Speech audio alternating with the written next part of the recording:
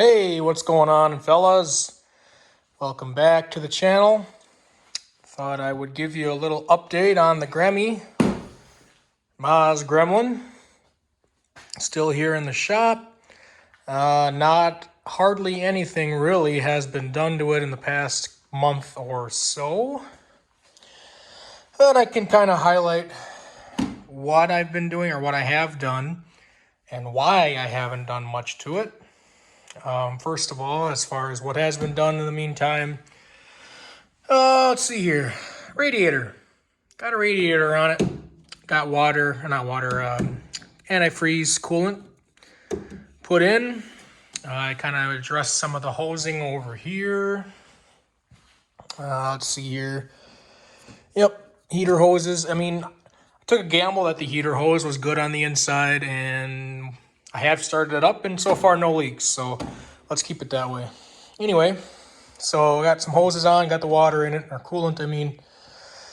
I fixed some vacuum leaks it had, because this engine setup, was out of a 69 American, excuse me, and that American must have had vacuum wipers. So actually what's going on here, this tube right here runs over the top of the engine and down into the fuel pump.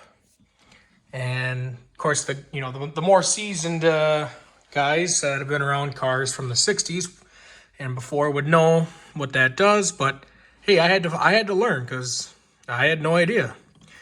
So anyway, that is for the vacuum wipers. So what happens is it's vacuum down here, then it's got vacuum from out of here would then be routed to your wipers. And this car is going to have, that's another story. I don't know if this car actually had electric wipers on it from the factory or not. So either way, whether or not that's original doesn't really matter because it's going to be electric no matter what in the future. But anyway, back to this. So when you're going to pass somebody, the idea of running vacuum to the fuel pump is so when you pass somebody, obviously your vacuum goes way down. When you floor it, you jam on the accelerator pedal, you lose vacuum. So what's a better way to continue on with vacuum than having the fuel pump here also act as a vacuum pump? So it's a dual purpose pump. So the engine is still obviously turning over and spinning. So at the same time, it's going to produce a vacuum out of the top here. I got plugged off, and then that would have went to your wipers so that when you go to pass somebody and it's raining, well, your wipers don't cut out. So I learned something. I guess I never really knew how that system worked because I never had to deal with it before. But hey, you learn something new every day. But anyway, that's all plugged up because we're not using that, and that was a major vacuum leak going over there because it wasn't hooked up. Also got a fuel filter in place. I got rid of the return style filter I had here because I looked inside right there. There's actually an orifice in a needle and seat. So that's going to adjust the pressure as needed. I adjusted how the negative cable comes on here. And I'm pretty positive that is where the stock location for the negative battery cable would have went. So, and I wanted to make sure it had a very good connection to the engine. So I had a ground strap laying around and it was just the perfect size. So I took it from there to there, because this is the head of the engine and this is not, there's a gasket in the way here. So I just wanted to make sure there was no chance of not a good connection of the negative, cable to the engine. So I don't know. It makes me feel better, I guess. But anyway, so it took care of that while I was all apart here. Brand new positive battery cable as well. And the next biggest thing we took care of was we put a steering column in it. And my dad, he loves doing all the little detail work. That's mainly what I like doing too, is detail work. But he took upon himself, he went and got a steering column. And he painted it all up real nice. He did an excellent job on it. Go inside here, maybe. Oh. that's going to need some adjustment. Anyway, let me get in here. Oh, take a look at this beautiful steering column my dad painted. Beautiful, beautiful. Beautiful green. We found this 3-bar wheel at it was a Union Grove drag racing and convention meeting earlier this summer, and hell, we had to have a green because the car is green, and this is probably what it would have had on it from the factory anyway. So yeah, I mean, hey, it looks beautiful, right? Everything should work, right? Well, I'll tell you what. Take a look at this. You see what those words say right there? Torque command. Now, if you're a seasoned AMC guy, you'll know right away what the issue is here if I tell you the model year of this car. 1971. What does that say? Torque command. Torque command and 1971 don't go together. And so like I said, you seasoned AMC guys will know why. And for those that don't, this is why. 1971 was the last year for the, what's going to be called the Borg-Warner, or as AMC called it, shift command transmission. So basically what we're seeing here is, I'm going to turn it to the unlock position. This basically how it jives in the column and how it tries to move the linkage on the transmission does not necessarily line up very well. So like, it's hard to get it all the way in park, and then as I'm coming down here to 1, like I can hardly get to 1 because I run out of room. And it's kind of like the gear indicator does not really line up to what the transmission's actually in. So like I said, it's hard to get it into park. You down, and like reverse is here, and then there's like, you can listen. That's neutral, I think. Drive. That's 2. I don't think that was 1. See, you don't even know what gear you're in. It's just not the column for the transmission. That's 2. That's drive. And that's neutral. And reverse is just hard to find. I think that would be reverse. This is neutral.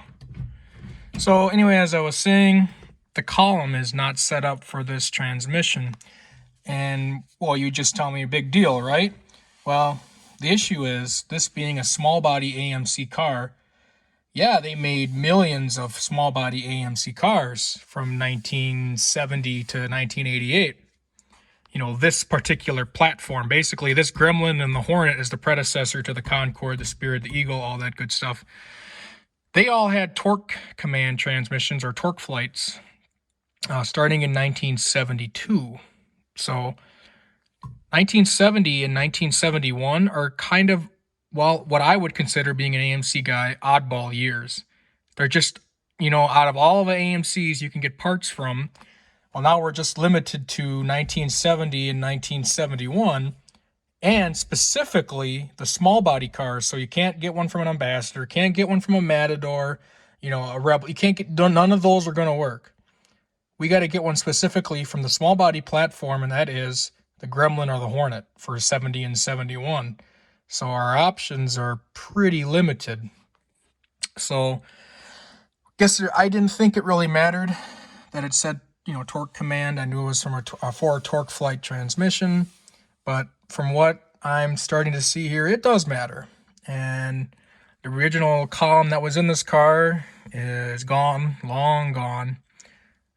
They had a steering column in here. You saw that from the previous video, was all butchered and torn up, and it actually said 73 Hornet in junkyard, you know, pen writing, you know, on it. So we knew that was not the right one. Of course, we weren't going to use that anyway because it didn't have all the key was all messed up. So with that said, my dad did a beautiful job. Unfortunately, this is not the column for us because of the mismatch between torque flight transmissions and the Borg-Warner. Luckily for us, we so happened to be cruising eBay and actually found a shift command transmission. So that would have been for the earlier, models like I was talking about on eBay. And it was a little expensive, but what are you going to do? You need it, and those don't come by very often, especially if it's from that 70 and 71 model year. So he bought it, and it's on its way to us as we speak. That is the right column, and I'm pretty sure that's going to help solve a lot of our issues, as far as being able to select gears here properly and have it jive properly with the Borg-Warner transmission. Because, it's just, that ain't going to work. As far as what happened when I went to go first start up the Gremlin, kind of left with a little bit of a cliffhanger. Motor was all shaking around, vibing around. The culprit I found out basically right after it happened. I kind of knew what it was right away. Under the car, drive shaft actually fell off and was under there flopping around, making all kinds of noise. And it's actually, you can see it's still down right now, but I had actually fixed it once. Right after it happened, I went under there and I picked up the U-joint caps and I put it back together. And just actually recently it just came off again. So I'm going to have to put new U-joints in it, which I do have in my little stash here. Got new U-joints for them already, front and back. Just got to put them in. So, yeah, that was the fun and excitement when I was trying to start it up. Definitely can scare the heck out of you. Crazy. But I'm glad it was nothing major, nothing wrong with the engine and the setup. Just enough to scare the heck out of someone. The main reason why I haven't had much time to work on it is because I'm actually selling one of my cars at the moment. And this one kind of has a long story as well. This is a car I've had for over 10 years, and it's just kind of been sitting. And there was a person on Facebook who said they wanted an Eagle, and I just happened to say, hey, I'll sell it for the price of this, and they jumped on it. So, and then at the same time, I told them what it all needed. And the person was like, hey, is there any chance that you could do that type of stuff for me? And I said, well, sure. So I've been working on this rig. I put all new upper lower control arm bushings, ball joints, sway bar links. It's now getting front wheel bearings. That was a fun. I had the whole car back together, and then I had to take it all apart, or most of it apart again, to get the wheel bearings out. So, not much fun. But anyway, the Eagle is a complete line, different story. Basically, everything, not counting this, but everything up here and up is the same as your normal small body AMC cars.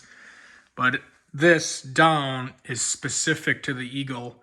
They got a half shaft. They got, instead of a spindle, they got the half shaft that sticks through there, and they got a completely different wheel bearing assembly that looks like what we would call hubs nowadays, but they're actually serviceable. And you can't buy new hubs. You got to take the hubs apart, put new bearings in the hubs, and squeeze them back together. So that's where I'm currently at with this one, and it's been taking quite a bit of my time. Of course, with other projects and things I have to do around the house and my normal life, if you want to call it that. I think I have a normal life. Oh, it's been busy. I've been busy. I've been trying to get this car able to sell, and not only, have I been working on suspension and steering, I've been working on the engine as well. I wanted to make sure it's as good of condition as possible for when they come and pick it up. So, yeah, this one was actually a fun one. I always wanted to do the Jeep Cherokee steering box upgrade, and I finally did. I'm not going to be able to enjoy it, but at least I know how to do it, and I've done it, and I've seen all the stuff required for it, and it's actually much easier than you think. I was actually shooting video on my process of this, but I noticed that it was just, not to naysay it, but it was just kind of slowing me down, and I needed to get, well, I was trying to get the car out as soon as I could because I wanted to get back on, stuff like this. But like I said, a whole bunch of can of worms opened here, and it's just been dragging out. I've been working on this for over a month, and these wheel bearings, I ordered them 2 weeks ago. It's not, it's not my fault. I can't get wheel bearings hardly. I mean, you can get them, but they take a while to get. The bearings are specific. There's seals that go in there. Like this is all a learning process for me as well. So I've never had an Eagle completely taken apart like this before, as far as wheel bearings. I've never changed lower ball joints. So like I said, everything below the knuckle there, or the upper control arm, is specific Eagle, and it is just different than what I'm used to on small body AMCs. So yeah, just a little extra bit of footage here for you on the Eagle. I've had the car. I drove it in high school. It's gonna be sad to see it go. Beautiful car, limited edition. It's got I actually added the CB radio. It didn't come with the CB radio from the factory, but I found it online quite a while ago, and I added it to the car. And I told her that, the person that's going to be buying the car, I said, I'll leave it in there, but I'll leave it in there basically for the cost that I have into it. I'm not going to let that go for free, otherwise I'm going to take it out. Because, that's a pretty special piece, that CB radio. And she was more than happy to, give me that extra money for that CB radio. So, yeah, here's that extra bit of footage. That's what I've been working on. Taking a lot of my time. I want to make sure I do it right. I don't want to cut any corners, And like I said, the person that's buying the car has been more than patient and just an all-around awesome experience. Great person to deal with.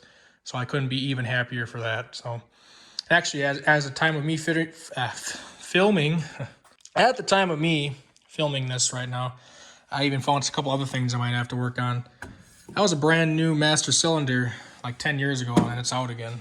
The pedal goes all the way to the floor. So as I keep talking about it, I keep thinking of more things I got to do. So anyway, there's your update on the Gremmy and what we're doing and what's been taking my time lately, and right there. So thanks for tuning in, and I will get back to you soon. Thanks for watching.